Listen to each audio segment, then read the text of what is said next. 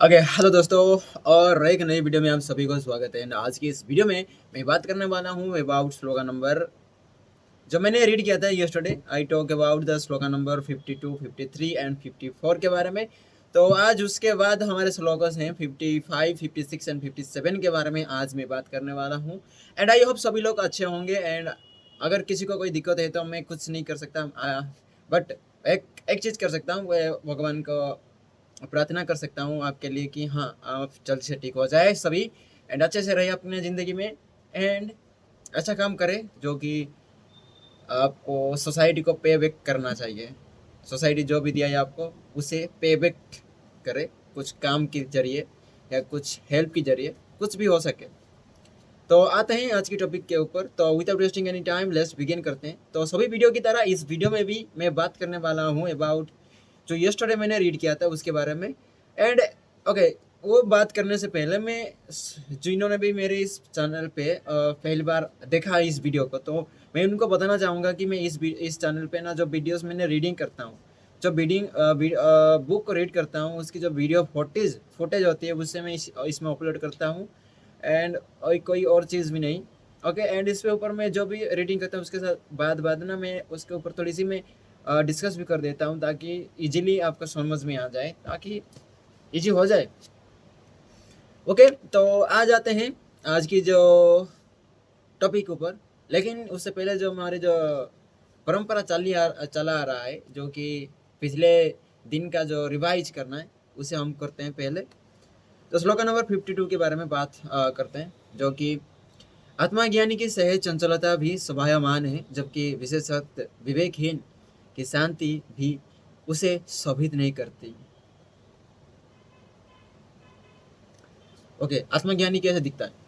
वो चंचल दिखता होगा, लेकिन एक्चुअली में नॉट इन द रेस्टलेस, वो पीस में है।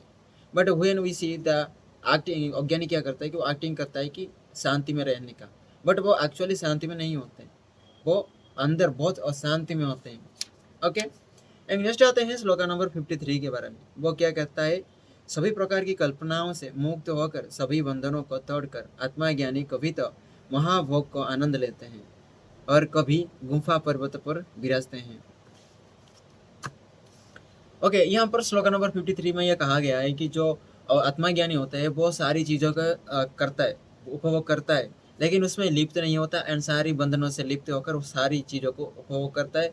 एंड वो अगर वो राज राज गद्दी राजमहल में रहे तो भी सही है, नहीं तो उसे कोई फर्क नहीं पड़ता, क्योंकि वो राजगद्दी और नॉर्मल गद्दी में वो फर्क नहीं पड़ती, सेम होते उसके लिए, समान होते हैं, क्योंकि वो समदृष्टा होते हैं।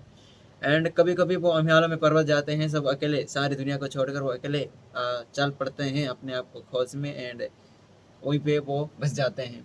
ओके, एक नेक्स्ट आते हैं स्लोगन नंबर 54 के बारे में। वो क्या कहता है कि जो श्रेष्ठ ब्राह्मण देवता देवस्थान अनिध्य सुंदर स्त्री राजा और राजपद में अति प्रिय को भी देखने की ज्ञानी की कोई कामना या वासना नहीं होती। ओके, इसमें कहा गया है कि जो जो आत्मज्ञानी होता है वो क्या करता है कि अपना जो प्रिय चीज, जो फेवरेट चीज होती है उससे देखकर वासना नहीं करता, या राजपद देखकर उसे लालसा नहीं होती कि हाँ मिल जाए तो अच्छा होता। और ना किसी चीज की देवताओं को देखकर, बस श्रेष्ठ ब्राह्मणों को देखकर वो काम वासना में डूब जाते हैं। नहीं, वो उनको देखकर भी वो काम वासना नहीं आती। ओके, तो ये था ये स्टोरी के बारे में। एंड आज की जो मैं टॉपिक बारे में मैं बात करने वाला हूँ, वो टॉपिक है अबाउट स्लोगन नंबर 55, 56 एंड 57 है। तो 55 क्या है उसके बारे में थोड़ी सी हम बातचीत कर लेते हैं पहले।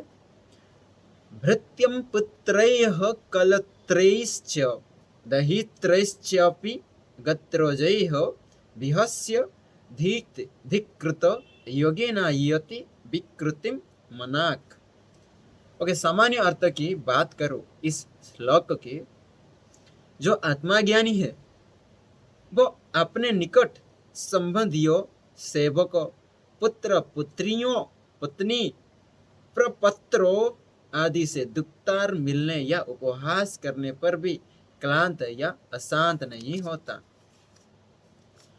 मतलब जो अपने होते हैं, अपने हो गया हमारा बेटा, हमारा स्त्री, हमारे माँ बाप हो गया, हमारा दादाजी हो गया, जो भी कुछ भी बोले इसे क्लांत नहीं कर सकते। उनके वर्ड्स, उनके जो वर्ड्स निकलते हैं ना मुंह से, वो इन्हें क्लांत नहीं कर सकता। लेकिन अगर यहाँ पर आत्मा ज्ञानी की जगह अगर अज्ञानी बैठ जाएगा, अज्ञानी होगा, तो वो रुठ जाएगा कि हाँ तूने बोला तो मैं भी कर दूंगा, ये कर दूंगा, वो कर दूंगा। नहीं, वो शांत है, किसी आप थोड़ी सी भी हिला नहीं सकते। तो इसकी जब विशेष विवेचना की बात किया जाए, इस संसार में सभी संबंध स्वार्थ सहित है, इनमें ही मोह उत्पन्न हो जाता है।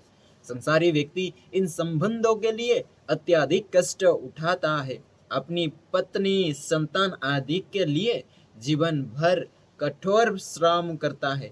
फिर जब वृद्ध हो जाता है, अशक्त हो जाता है, तो वह भार लगने लगाता है, उससे दिक्तार जाता है, उपहास किया जाता है। ऐसी स्थिति में वह विषाद से क्लांत हो जाता है और पीड़ा सहता है। क्रोधी है तो क्रोध करता है, कोई ना कोई प्रतिक्रिया अवश्य करता है। उसकी बड़ी दयनीय दशा होती है, अपमान से वह पीड़ित हो जाता है, कुछ कर नहीं सकता तो स्वयं को कोसता है कि पहले क्यों ना चताया, ऐसा भुलावे में क्यों पड़ा रहा। जानता था, देखता था कि रिश्ते स्वार्थ पर टिके हैं, पर यह सब उसके विषय भोग में लिप्तता से जनित पीड़ा है। आत्मज्ञानी ऐसी स्थिति में आने पर भी कभी पीड़ित या क्लांत नहीं होता, वो प्रत्येक स्थिति में परम शांत ही रहता है। ओके, हाँ, ये श्लोका मेरी ये स्टोरी मुझे ना बहुत फ्रस्ट्रेटेड हुआ। मतलब मेरे अंदर एंग्री आ गया, मुझे नहीं पता कहाँ से आया।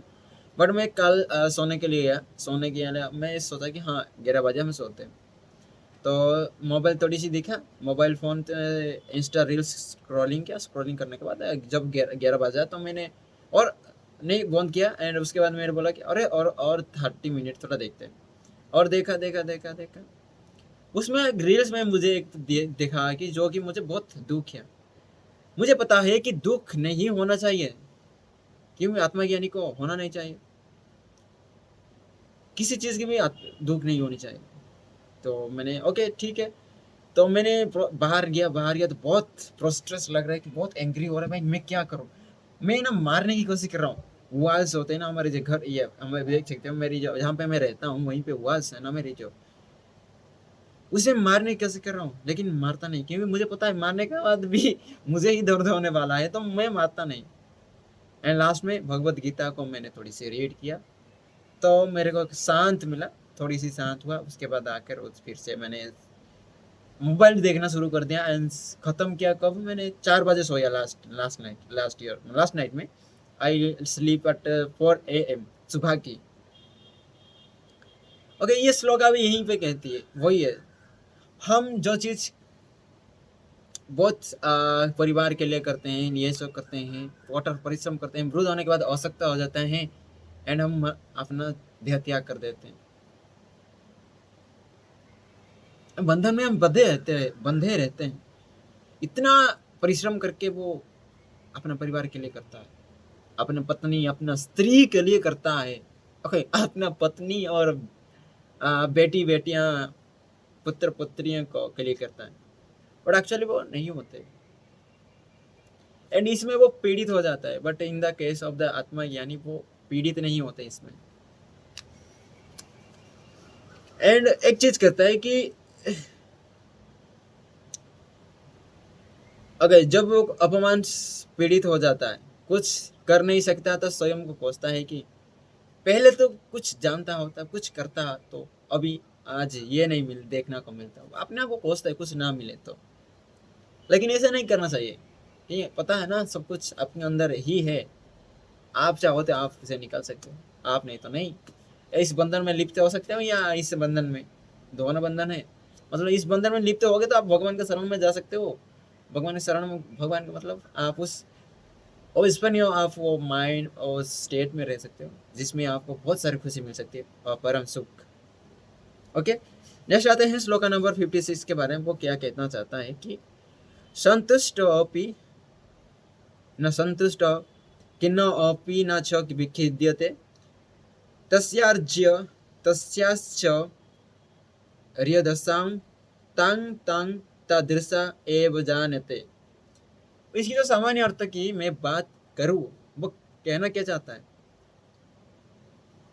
जो आत्मा ज्ञानी ज्ञान को प्राप्त कर चुका है वो संतुष्ट होते हुए भी संतुष्ट नहीं, हीन होते हुए भी सहज नहीं होता।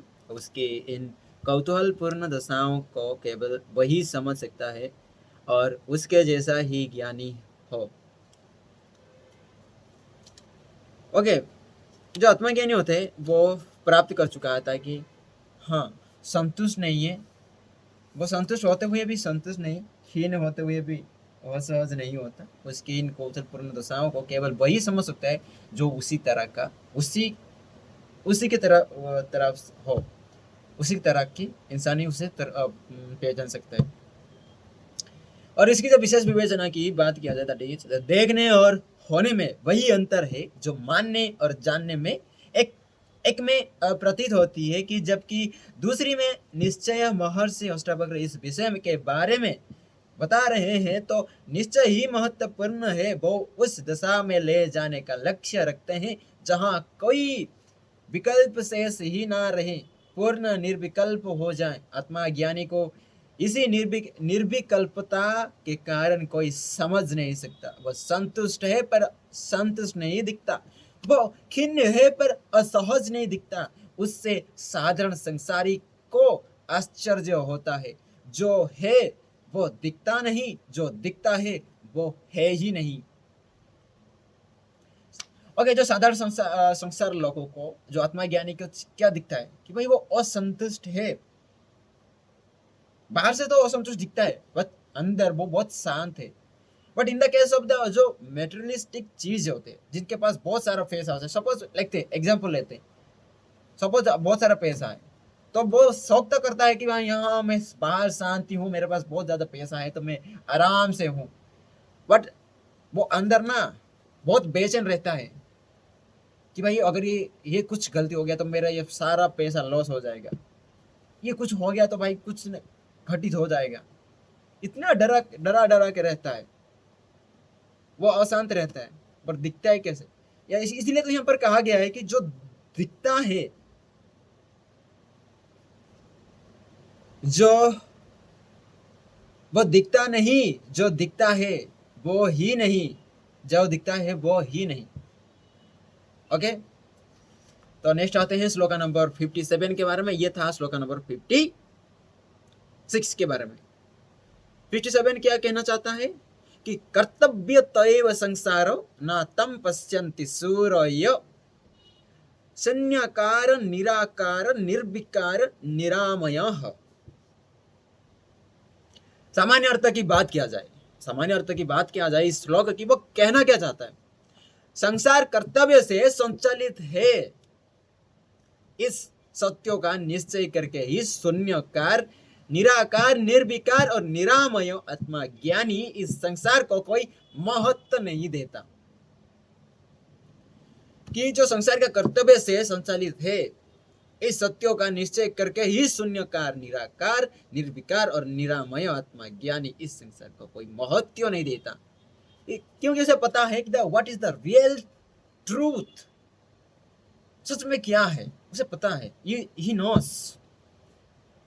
ओके, एंड इसी जो विशेष विवेचना की बात किया जाए, वो कहना क्या चाहता है, जगत का पोषण कर्तव्य से होता है। जो संसार में आ गया उसे कर्तव्य निभाने के लिए कर्मरत होना ही पड़ता है।